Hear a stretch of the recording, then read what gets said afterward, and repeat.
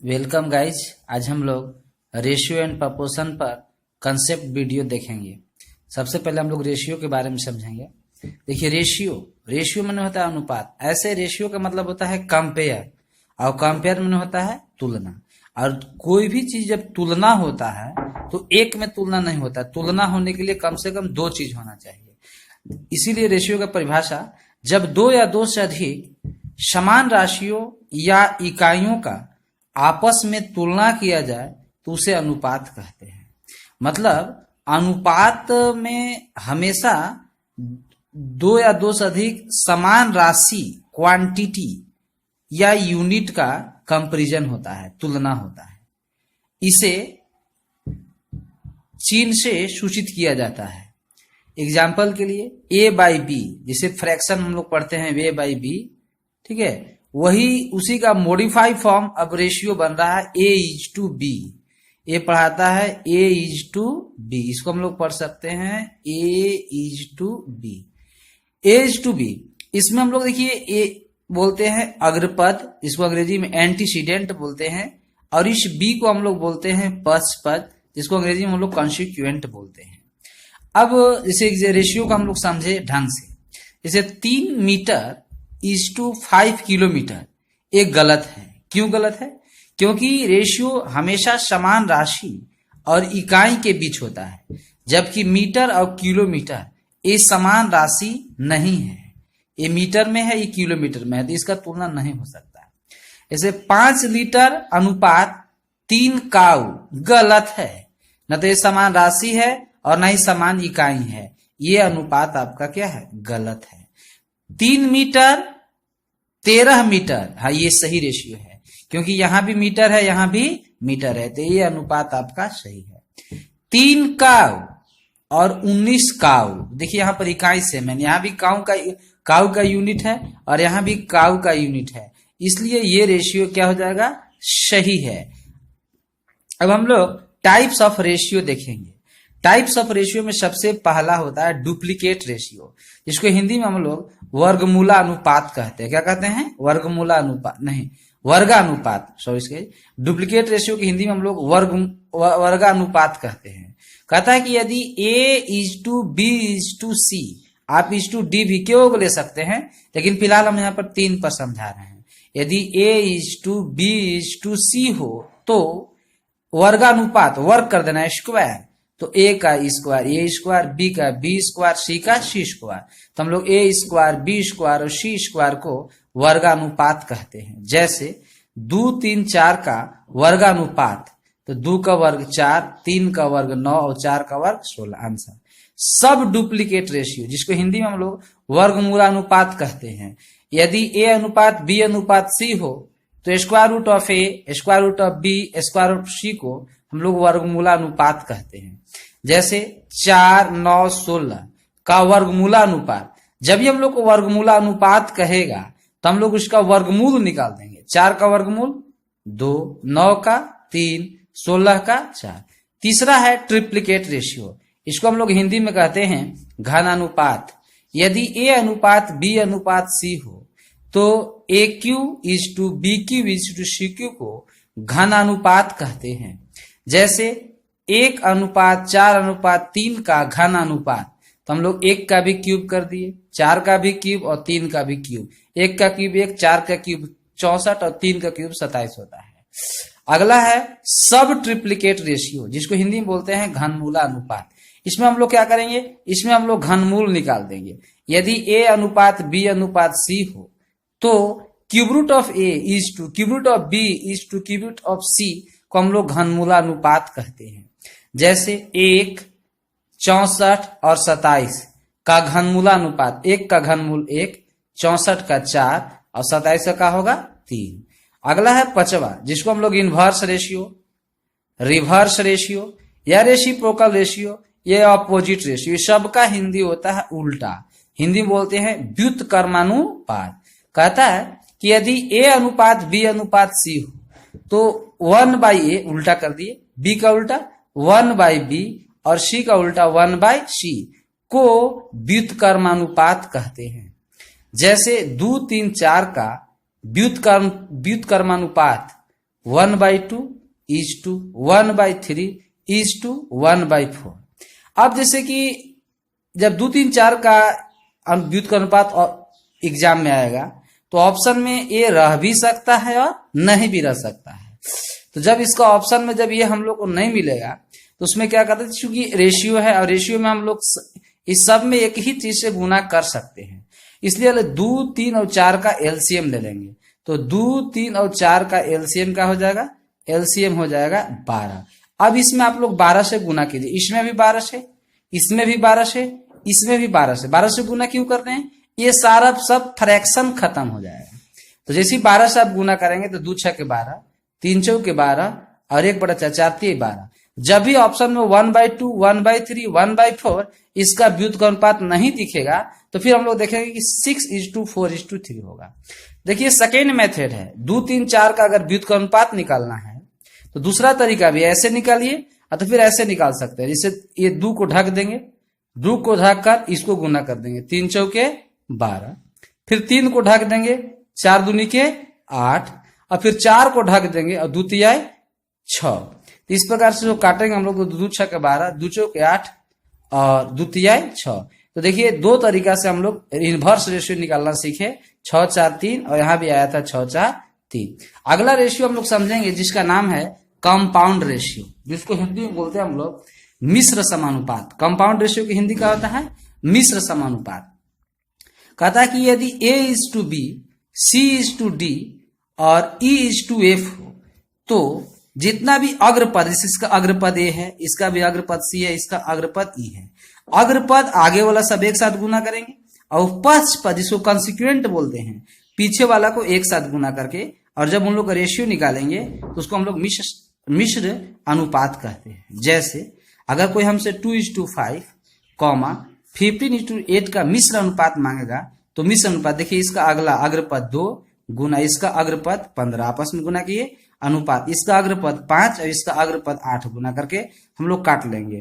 5 3 15 और 2 4 8, तो बच गया हम लोग 3:4। इसी को हम लोग कहते हैं मिश्र अनुपात। इस प्रकार से गाइज हम लोग रेशियो के बारे में अभी डीपली अध्ययन किए। अब थोड़ा सा हम लोग परिचय प्रोपोर्शन के बारे में लेते हैं। प्रोपोर्शन जिसको हिंदी में हम लोग समानुपात कहते हैं। समानुपात इसको तोड़ दीजिए, समान प्लस अनुपात मिलकर क्या बनता है, समानुपात। समान माने इक्वल और अनुपात मतलब रेशियो। जब बात बराबर के आए तो वहां पर कोई भी चीज बराबर अकेले नहीं हो सकता, बराबर होने के लिए कम से कम 2 जरूर होना पड़ेगा। तो वही कहता है कि जब 2 अनुपात आपस में बराबर हो तो उसे समानुपात कहते हैं। रेशियो तो आप लोग पीछे समझे ही, जब वही रेशियो जब 2 आपस में इक्वल हो जाएंगे तो वही क्या बनता है, प्रोपोर्शन बन जाता है।